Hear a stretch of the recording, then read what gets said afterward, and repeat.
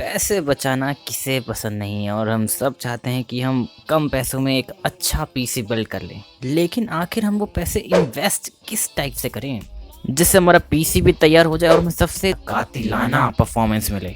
तो आखिर हम किस पीसी कंपोनेंट पे सबसे ज़्यादा पैसे खर्च करें अपनी बजट के हिसाब से। आखिर क्या होता है ये बैलेंस बजट पीसी? अगर जानना चाहते हो देखते रहिए इस वीडियो को। जब से मेरा इंटरेस्ट पीसी रिलेटेड चीज़ों के ऊपर आने लगा था तब मैं बहुत सारे बजट पीसी बिल्ड की वीडियो देखता था। 50,000 का, 40,000 का, 20,000 का, 80,000 का, 1 लाख। तो मेरे दिमाग में एक ही सवाल आता था कि यार आखिर ये बैलेंस पीसी बिल्ड क्या होता है यार। मतलब कि आखिर जैसे हम ऊपर ऊपर बढ़ते जाते हैं तो ऐसा ज़रूरी क्यों होता है यार कि हमें मदरबोर्ड भी अच्छा लेना है, प्रोसेसर भी अच्छा लेना है, ग्राफिक कार्ड तो अच्छा लेना ही लेना है, रैम भी ज़्यादा लगानी है। चलो रैम तो तुम्हारी मर्जी है। केस तो खैर दिखने वाली चीज़ें हैं, लेकिन थोड़ा सा कूलिंग तो चाहिए। खैर वो सब समझ आता है मेरे को, लेकिन समझ ये नहीं आता कि आखिर अगर तुम गेमिंग करना चाहते हो, जी हाँ इसमें मेरे शब्दों पर ध्यान दो, अगर सिर्फ तुम गेमिंग करना चाहते हो तो तुम्हें सबसे ज़्यादा अपना बजट का हिस्सा किस कंपोनेंट पे लगाना चाहिए। देखो मान लो कि अगर तुम्हारे पास बजट है 50,000 का तो तुम्हारा पीसी बिल्ड कैसा होगा। प्रोसेसर हम लेंगे 330 100 GTX 6050 सुपर, 16 GB की रैम, एक ठीक ठाक मदरबोर्ड, एक ठीक ठाक केस। तो इसमें हमारे 50,000 खर्च हो जाएंगे, क्योंकि 8,000 के करीब तो 3100 आता है और 15,000 के करीब तो अपना GTX 1650 सुपर ही आता है।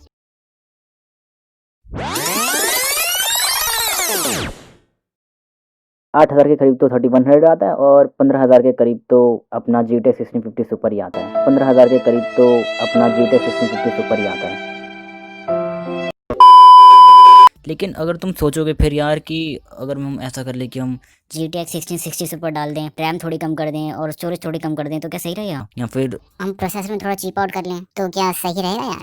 देखो यार मैं ये नहीं कह रहा कि जो तुम सोच रहे हो वो गलत है, लेकिन मैं बस ये कहना चाह रहा हूँ कि बैलेंस नहीं बनेगा। ये देखो ये बात एक बात हद तक सही है कि अगर तुम एक GTX 1660 सुपर खरीदो GTX 1650 सुपर के बदले, और वो जो पैसे बचते हैं तुम्हारे जो तुम रैम पे लगाने वाले थे और तुम वो नहीं खरीदते उस वक्त, और तुम वो पैसे डाल देते हो ग्राफिक कार्ड में, जो कि बिल्कुल सही है, कोई दिक्कत नहीं है, तो उससे बस तुम्हें कोई बहुत बड़ी दिक्कत नहीं आएगी। वैसे सच कहें तो ये भी एक सही प्रैक्टिस है अपने पीसी को अपग्रेड करने की। अगर कोई चीज़ है जिसमें तुम चीप आउट कर सकते हो तो वो एक यहाँ तो तुम्हारी स्टोरेज हो सकती है या फिर तुम्हारी रैम हो सकती है, और किस में तुम चीप आउट करोगे भला, क्योंकि इन दोनों चीज़ों को तुम अपग्रेड कर सकते हो ना। लेकिन अगर मैं बात करूँ प्रोसेसर की या ग्राफिक कार्ड की, तो यार अब तुम Ryzen 3 3100 तुमने लगा रखा है, तुम उसके बदले में Ryzen 5 3600 थोड़ा लगाओगे। अब यानी कि तुम्हारे जो 8,000 लग गए तो वो लग गए ना, फिर तो वो तो खर्च ही हो गए तुम्हारे। अब जैसे कि तुमने 1650 सुपर खरीद लिया, अगर तुम्हें 2060 सुपर या 2070 सुपर खरीदना तो फिर जो तुमने 15,000 डलाए हैं वो तो बेकार हो गए ना। लेकिन अगर हम बात करें रैम की या स्टोरेज की, तो जो तुमने रैम में अगर 2700 रुपये खर्च करे हैं अपने 8 GB रैम के लिए, तो वो बेकार थोड़ा ना हुआ है, वो तो सही है, वो तो चल ही रहा है। अब जैसे तुम्हारे पैसे आएंगे तुम 8 GB की एक और लगा लो, 2700 रुपये और खर्च कर लेना, ये वो तो तुम्हारे पास पैसे तो आएंगे ना, कभी कभी तो आएंगे यार। तो इसलिए रैम को अपग्रेड करा जा सकता है। अब बात करें स्टोरेज की, तो देखो सबसे सही और बैलेंस कॉम्बिनेशन यही है यार कि तुम 240 GB की SSD लो और 1 TB के हार्ड ड्राइव लो। अब तुम ऐसे चीप आउट कर सकते हो, तुम 240 GB की SSD लगा दो, फिर तुमको पता है कि अगले महीने तक मैं 1 महीने तक तो चला ही लूँगा 240 GB के अंदर, तो अगले महीने तुम्हारे पास पैसे हैं तो उसकी एक हार्ड डिस्क ले लेना, 500 GB लेना है या 1 TB लेना, तुम्हारी मर्जी। लेकिन मेन टॉपिक पे आ जाते हैं कि यार आखिर किस चीज़ पे हमें ज़्यादा पैसे लगाने हैं। तो जहाँ तक मैं कहूँ, अगर तुम्हें गेमिंग पीसी बिल्ड करे तो जाहिर सी बात है रैम कम ले लो, प्रोसेसर भी थोड़ा सा कमज़ोर ले लो, ग्राफिक कार्ड लेकिन अगर तुम्हारे पास तगड़ा है तो तुमको अच्छे FPS मिल जाएंगे। चलो एक सिनारियो लेके देख लें। मान लो तुम्हारे पास है Ryzen 7 3700X, उसके साथ तुमने पेयर कर दिया मान लो 16 GB की रैम, और उसके साथ पेयर कर लिया तुमने GTX 1050 Ti। कैसी परफॉर्मेंस मिल जाएगी तुमको 1080p पे? मिल जाएगी क्या कुछ खास? मेरे को नहीं लगता।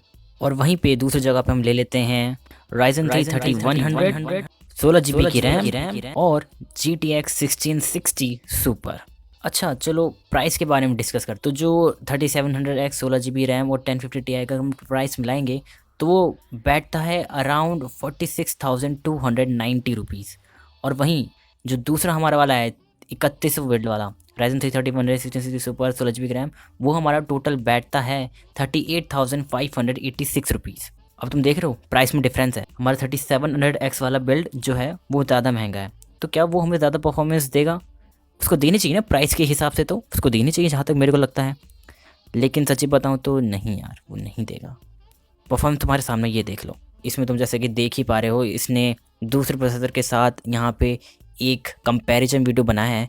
तो तुम देख सकते हो यहाँ पे कि बहुत सारे गेम्स उसने करे हैं ये, लेकिन मैं चलो देखता हूँ, चलो GTA 5 पे चले जाते हैं। और GTA 5 में तुम देख पा रहे हो कि यार अच्छी खासी FPS मिल रहे हैं। लेकिन मैं तुमको बता दूँ कि क्या सेटिंग्स हैं उसने। अगर तुम कमेंट देखोगे तो एक बंदे के रिप्लाई में उसने कहा है कि ये 720 पिक्सल लो सेटिंग्स पे उसने बेंच मार्किंग करी है। तो देखो भाई, जब लो सेटिंग्स होती है ना और जब रेजोल्यूशन भी गिरता है तो प्रोसेसर पे तगड़ा वाला लोड बढ़ जाता है GPU के मुकाबले, समझ रहे हो। तो जैसे कि अगर तुम इसको 10 पिक्सल पर लेके जाओगे ना तो ये और कम हो जाएंगे, और अगर तुम लो को मीडियम भी कर दोगे ना, नॉर्मल कर दोगे, हाई तो भाई भूल ही जाओ, तो भाई तो और ज़्यादा लोड पड़ जाएगा तुम्हारे GPU के ऊपर। जबकि 1080 पिक्सल को भी ना एक बैलेंस्ड रेजोल्यूशन माना जाता है जिसमें CPU और GPU दोनों यूटिलाइज होते हैं बहुत अच्छे सही तरीके से। और तुम देख पा रहे हो FPS तो बहुत ही तगड़े मिल रहे हैं। अब तुम आ जाओ दूसरी तरफ, जो यहाँ पे मैंने दूसरा वीडियो चुना है जिसमें आता है हमारा 3100 1660 सुपर 16GB की रैम। तो तुम यहाँ पे देख ही पा रहे हो यार कि यहाँ पे हमें 1080 पिक्सल हाईएस्ट सेटिंग्स में 100+ FPS मिल रहे हैं। पहली बात, ये सस्ता PC बिल्ड है हमारा। तो अगर तुम 720 पिक्सल लो सेटिंग्स पे जाओगे ना भाई, तो तुमको भाई 200+ FPS मिलेंगे कम से कम कह रहा हूँ। नो डाउट कि पहले वाले PC में हमें CPU परफॉर्मेंस बहुत ज़्यादा मिल जाएगा। तो कोई ऐसी चीज़ है जो तुम CPU बॉन्डेड करते हो, बहुत ज़्यादा CPU यूटिलाइजेशन होता है, तो बिल्कुल वो बहुत सही है, या तुम वो पहला वाले PC बिल्ड के साथ जा सकते हो। लेकिन सच्ची बताऊँ तो एक तगड़े प्रोसेसर के साथ इतना पुराना ग्राफिक कार्ड लगाना एक PC बिल्ड में शोभा बिल्कुल भी नहीं देता। तो जैसा कि मैंने पहले भी कहा था कि जो वीडियो गेम्स होते हैं वो ज़्यादा ग्राफिकल बाउंडेड होते हैं CPU के मुकाबले। हाँ, अगर तुम बहुत ज़्यादा पुराने टाइम में चले जाओगे तो देखो यार, तब तो ग्राफिक कार्ड लगभग होते ही नहीं थे, हर कोई अपने इंटीग्रेटेड ग्राफिक्स के साथ ही खेलता था, तो उनमें CPU बाउंडेशन ही ज़्यादा थी। GPU के मामले में कुछ खास नहीं था। लेकिन अब के जो गेम्स हैं यार, उनमें GPU बाउंडेशन है, उसमें GPU की रिक्वायरमेंट्स है और CPU की थोड़ी सी कम है। तो चलो सीधी सा बात एक वर्ड में पूरे वीडियो का आंसर दे देता हूँ। जी हाँ, आपको GPU पे ज़्यादा पैसे डालने पड़ेंगे अपनी PC बिल्ड में, और आपको पहले से प्लान करना पड़ेगा कि हाँ, आपको ये GPU चाहिए ही चाहिए अपनी PC बिल्ड के अंदर, भले आप दूसरी चीज़ों के साथ कॉम्प्रोमाइज़ कर लो। लेकिन अब मेन बात आ जाती है कि कौन सी चीज़ों के साथ हम कॉम्प्रोमाइज़ करें। देखो भाई, अब तुमको GPU मान लो कि तुम्हारे पास 35,000 का कोई PC बिल्ड तुम बना रहे हो और तुम डालना चाहते हो 1650 सुपर, कम से कम भले 35,000 में 15,000 का ग्राफिक कार्ड डालना सही तो नहीं है, लेकिन चलो फिर भी मान लेते हैं कि तुम्हें डालना चाह रहे हो। तो चलो 35,000 50,000 लेस कर लो, तो तुम्हारे पास कितने बचे, तुम्हारे बचे 20,000। अब 20,000 में चलो मान लेते हैं कि तुमने सबसे बेकार मदरबोर्ड ले लिया AM4 सॉकेट का, जो कि है तुम्हारा गैलेक्स का A320M, जो अगर तुम MD कंप्यूटर्स भी देखोगे तो तुम्हें 3,000 से थोड़ा ऊपर ही मिल रहा है। अब तुम रैम ले लो एक 8GB की, जो 27 वो ले ले, तो चलो मान लो कि 3500 है, 3500 प्लस 2500 मान लो, 3500 तुम्हारा हो गया 6,000। तो यानी कि अब तुम्हारे 20,000 में से 6,000 कट गए तो तुम्हारे 14,000 बचे हैं। अब फिर आ जाता है तुम्हारा CPU। देखो CPU मैं कहूँगा तुम भाई 3,3100 ही ले लो यार। 3,3100 तुम्हारा आ रहा है 10,500 का, तो 10,500 अगर तुम माइनस करोगे तो तुम्हारे पास बचेंगे 3500 रुपये। अब इसमें तुम ले लेना एक 450 वाट की PSU, जो तुम्हें 2,000 से ऊपर ही मिलेगी या 3,000 के करीब कुछ मिलेगी। अब देखो इसमें, देखो तुम्हारा क्या बचा है, एक केस और स्टोरेज। अब देखो यार, तुम एक केस तो खरीदोगे ही, जाहिर सी बात है, बिना केस के तो देखो वैसे काम चल जाएगा, लेकिन अब यह ना कि तुम क्या यार, तुम ऐसे खुले में तुम रखोगे अपने सारे कंपोनेंट, तो सही नहीं रहता। तो एक केस तो तुमको लेना ही लेना है। केस तुम ले लो यार, कोई छोटा कोई बेकार सा ले लो चलो शुरुआत में, अगर ले सकते हो तो। और उसके बाद फिर तुम्हारा बचता है स्टोरेज। अब देखो जहाँ तक मुझे लगता है वैसे यार, स्टोरेज तो होती है यार हर किसी के पास, किसी न किसी के पास थोड़ी बहुत स्टोरेज होती ही है। मेरे पास भी है, मेरे लैपटॉप में लगी हुई है SSD और हार्ड डिस्क, तो तुम उन्हीं को यूज़ कर सकते हो अपने मदरबोर्ड में लगाने के लिए। या फिर अगर तुम्हारे पास नहीं है, हाइपोथेटिकल सिनेरियो ले लेते हैं कि तुम्हारे पास SSD नहीं है या हार्ड डिस्क नहीं है, तो तुम ले लो फिर 120 GB की SSD, या फिर हार्ड ड्राइव ले लो 500 GB की। अब ये तुमको चुनना है कि तुमको SSD लेनी है, हार्ड डिस्क लेनी है। देखो मैं बताऊँ तो SSD ले लो यार। अब मानता हूँ कि तुमको दिक्कत होगी, 120 में तो बहुत ज़्यादा ही दिक्कत रहती है, मैं मान सकता हूँ, लेकिन मेरी बात को समझो। हार्ड डिस्क देखो भले तुमको 500 GB मिल जाएगी, लेकिन देखो दिक्कत क्या है कि हार्ड डिस्क देखो सबसे पहले तो बहुत ज़्यादा ख़राब हो जाती हैं वो। दूसरी बात, वो बहुत बहुत ज़्यादा स्लो रहती हैं, तुम्हारा दिमाग चकरा जाएगा उसको यूज़ करते करते। 120 GB SSD की बस यही दिक्कत है कि तुमको स्टोरेज बहुत कम मिलेगी, तो तुम चला लेना थोड़े टाइम के लिए, कोशिश करना कि तुम चला लो। मैंने भी चलाई है, मैंने भी काम करा है, 120 GB SSD में हो जाता है, ऐसी बात नहीं कि बिल्कुल ही नहीं होता भाई साहब, बिल्कुल ही नहीं होता। तुम कोशिश कर लेना कि देखो एक विंडोज़ 10 मतलब तुम उसमें इंस्टॉल करोगे ना, तो जो सेटअप इंस्टॉल करोगे वो वैसे तो थोड़ा पुराना ही रहता है। कोशिश करना कि उसके विंडोज़ अपडेट को ऑफ़ कर देना, मतलब वो पूछता ही है तुमसे, अपना नया विंडोज़ अपडेट जो डालते हैं उसमें वो पूछता है वैसे तुमसे, तो तुम तब तक डालना मत। अब जैसे कि अगर तुम गेम खेलोगे उसके अंदर, तुम ऐसे करना यार, एक टाइम पे एक ही गेम इंस्टॉल करें ना, बाकी अगर एक गेम तुम ख़त्म कर लो तो उस गेम को इंस्टॉल कर लेना और फिर दूसरी गेम को इंस्टॉल कर लेना। अब मैं और तुमको क्या बता सकता हूँ। अब जैसे कि तुम चाहते ही हो ना कि तुम्हें अल्टीमेट परफॉर्मेंस मिले, तो तुमको 15,000 का ही मिलेगा यार 1650 सुपर, इससे सस्ता नहीं मिलेगा। अमेज़ॉन पे जाओगे तो उससे भी महंगा ही मिलेगा 15,000 का। ऑनलाइन जाओगे तो 15,000 से कम तो मेरे को नहीं लगता। ऑफलाइन जाओगे तो मिल सकता है, ऑफलाइन जाओगे तो ज़रूर मिल सकता है 15,000 से कम, लेकिन ऑनलाइन तो नहीं मिलेगा। और मैं ऑनलाइन के हिसाब से बात कर रहा हूँ। वैसे सच बताऊँ तो Ryzen 3 3100 8,000 या 8,500 मिल जाता है।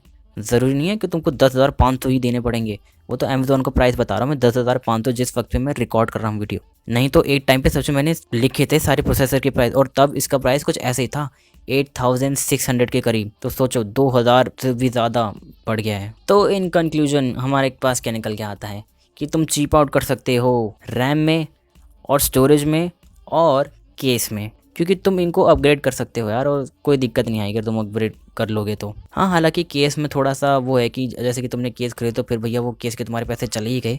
तो मैं कहूँगा कि भाई अच्छा केस मत खरीदना, थोड़ा बेकार से खरीदना, 1000 से अंडर में खरीद लेना कोई केस। हाँ, उसमें थोड़ी दिक्कत आती है पीसी बिल्डिंग करने में, लेकिन कोशिश करोगे तो हो जाएगा, ऐसे कोई बहुत बड़ी बात नहीं है। बाकी रैम और स्टोरेज में तो वही, उसमें तो कोई दिक्कत ही नहीं है। मैंने तुमको बता दी कि एसएसडी लेना, हार्ड डिस्क मत लेना। और किस में चीप आउट नहीं करना, प्रोसेसर और ग्राफिक कार्ड में चीप आउट नहीं करना, खास तौर पे ग्राफिक कार्ड में। एक पल को प्रोसेसर में चलो कर भी लेना, ग्राफिक कार्ड में मत करना, क्योंकि ग्राफिक कार्ड बहुत ज़्यादा ज़रूरी है यार गेमिंग के लिए। मैं गेमिंग पर्सपेक्टिव के हिसाब से कह रहा हूँ, गेमिंग के हिसाब से ये वीडियो बना रहा हूँ मैं तुम्हारे लिए। तो गेमिंग के हिसाब से कहें तो हाँ, ग्राफिक कार्ड में चीप आउट बिल्कुल भी मत करना। अगर तुम्हारे पास एक्स्ट्रा रुपीज़ हैं तो कैसे न कैसे करके उसको ग्राफिक कार्ड में इन्वेस्ट करने की कोशिश करना। तो गाइस यही था इस वीडियो के बारे में। कोशिश करी मैंने कि शायद तुमको थोड़ा अच्छा लगे।